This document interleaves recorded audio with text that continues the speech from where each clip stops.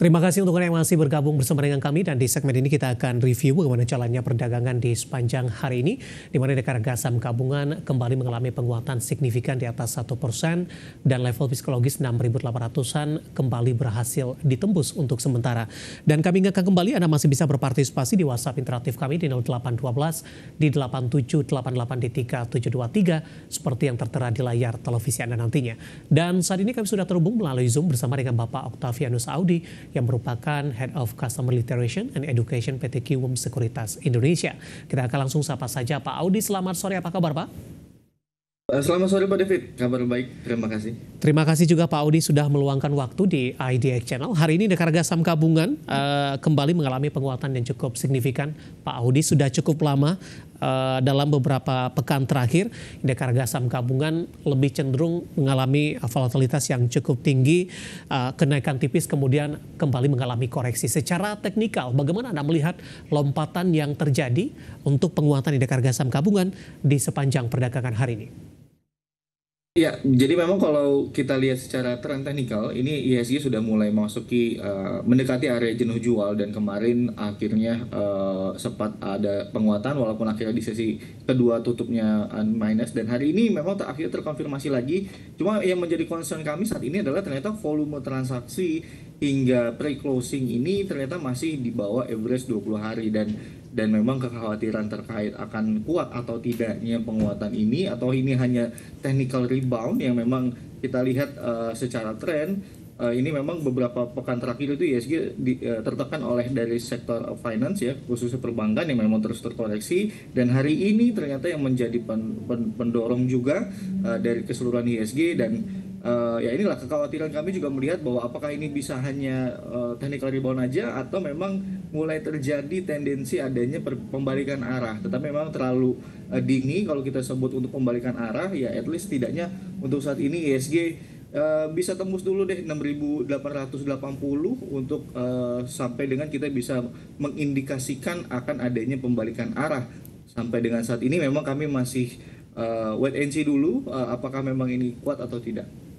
Baik, untuk besok arahnya akan kemana Pak Audi, terkait juga dengan kekhawatiran Anda tadi, dan kebetulan besok itu perdagangan jelang libur akhir pekan rawan profit taking seperti biasa. Kemudian juga perbankan big cap sebelumnya tampaknya para investor lebih memilih kepada trading jangka pendek saja, menguat kemudian berbalik arah melemah kembali.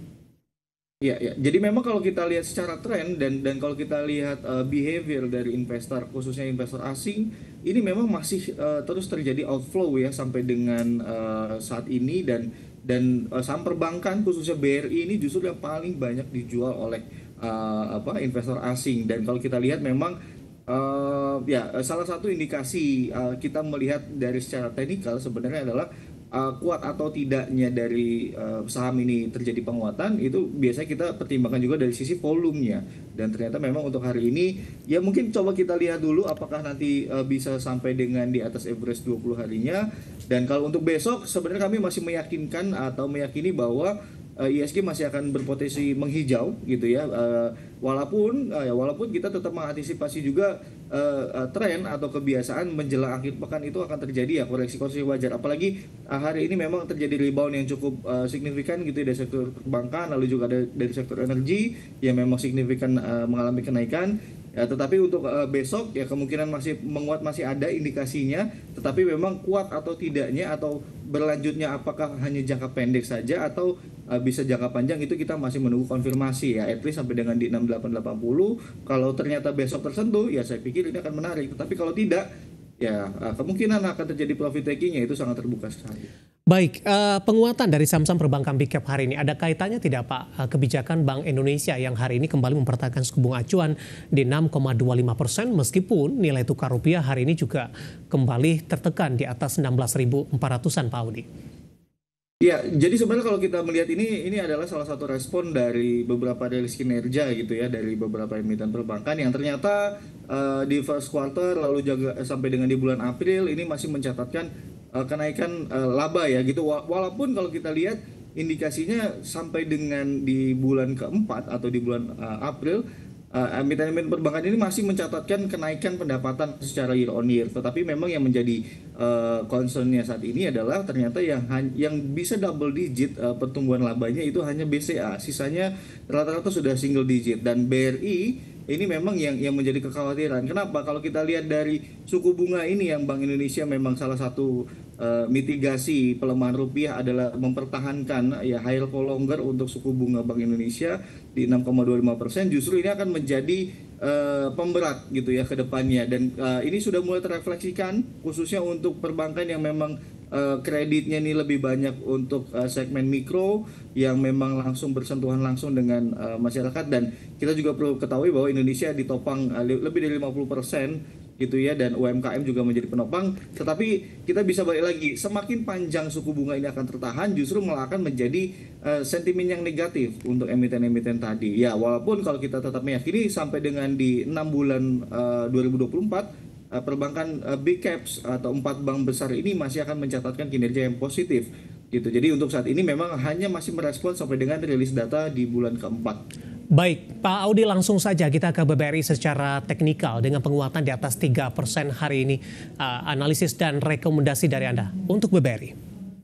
Ya, oke. Untuk BBRI saat ini masih spekulatif buy, jadi memang masih sangat minim sentimen. Dan kalau kita bisa perhatikan juga apakah akan bisa berlanjut atau tidak, poin pertamanya dari BRI adalah setidaknya dia bisa melewati dulu di level 4.380. Apakah nanti di hari besok bisa lewat atau tidak, itu akan menjadi salah satu konfirmasinya. Tetapi kalau tidak, antisipasi jika memang justru malah trennya kembali lagi turun. Karena kalau kita lihat di sini secara teknikal masih terus tertahan di resisten MA20. Jadi ini akan menjadi hal yang krusial. Dan untuk supportnya batasi jika memang justru malah turun ke bawah 4.050. Baik, buy on break ketika 4380 berhasil ditembus? Ya, betul. Dan untuk targetnya, untuk resistennya jika memang nanti breakout, itu adalah setidaknya ada dua resisten di sini kami lihat, itu di 4730, dan nextnya jika memang breakout lagi sampai dengan di 4950. Jadi memang bertahap. Dan ini udah 2 kali BBRI ini mencoba break tetapi masih gagal, sehingga investor ini harus benar-benar menunggu konfirmasinya terlebih dahulu.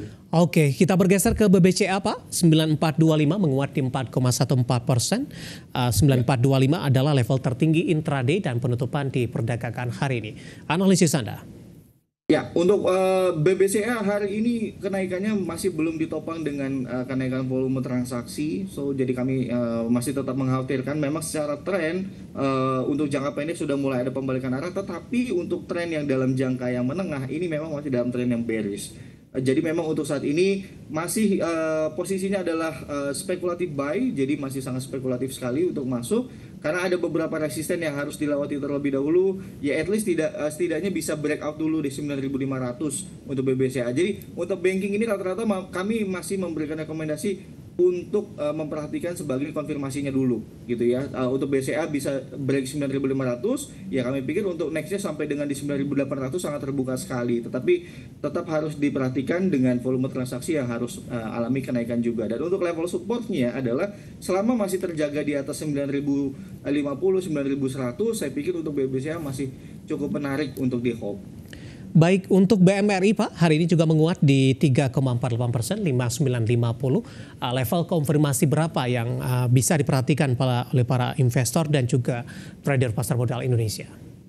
Ya, untuk BMRI ini agak sedikit beda ya, karena kalau kita lihat patternnya di sini ada terbentuk pola double bottom, dan memang ini kemungkinan akan ada kenaikan lagi sangat terbuka. Tetapi untuk konfirmasinya saat ini adalah di level 6.000. Jadi memang harus lewat dulu, tadi sempat mendekati sampai dengan pre-closing, ternyata masih tertahan di 5.950.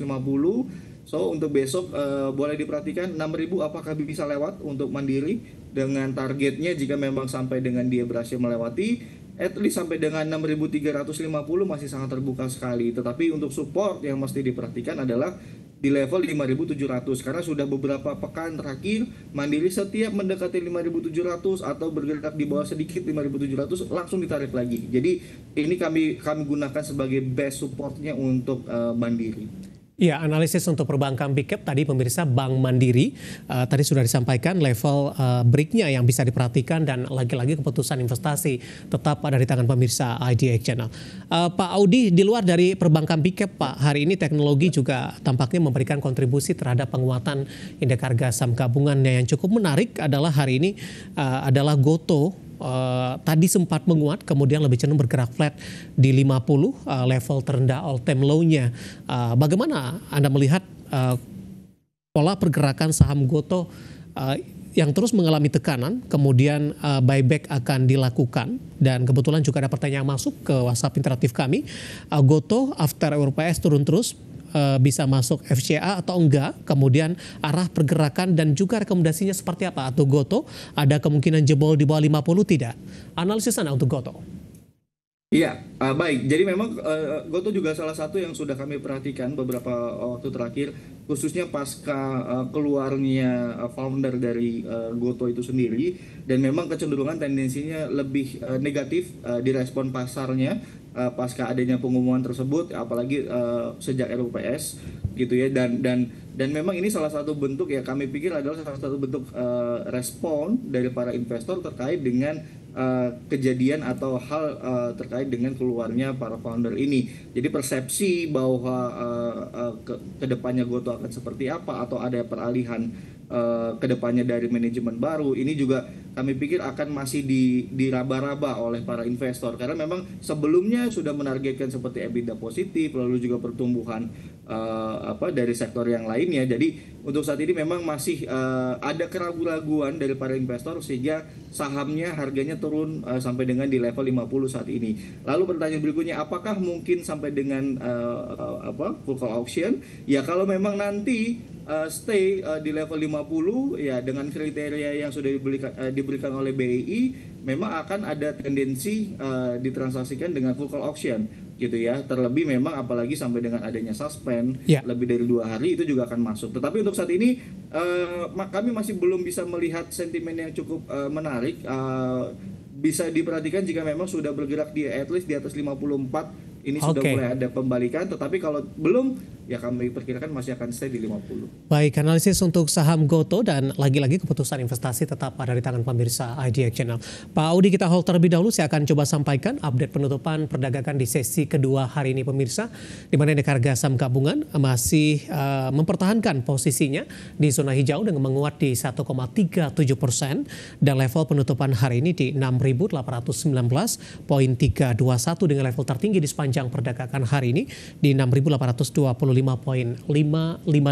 Langsung saja kita ke grafis yang pertama, kita akan coba lihat seperti apa penutupan dari beberapa indeks lainnya di perdagangan di sesi kedua hari ini. Dapat Anda saksikan grafis di layar televisi Anda pemirsa. MNC 36 menguat di 2,22%, Jakarta Islamic Index menguat tipis di 0,09%. Sementara LQ45 menguat signifikan seiring dengan penguatan indeks harga saham gabungan di 1,81%. Rotasi pergerakan sektoral, transportasi dan logistik memimpin penguatan di 1,55%, infrastruktur juga menguat di 1,51%, properti tertekan di 0,18%, konsumsi primer melemah tipis di 0,09%.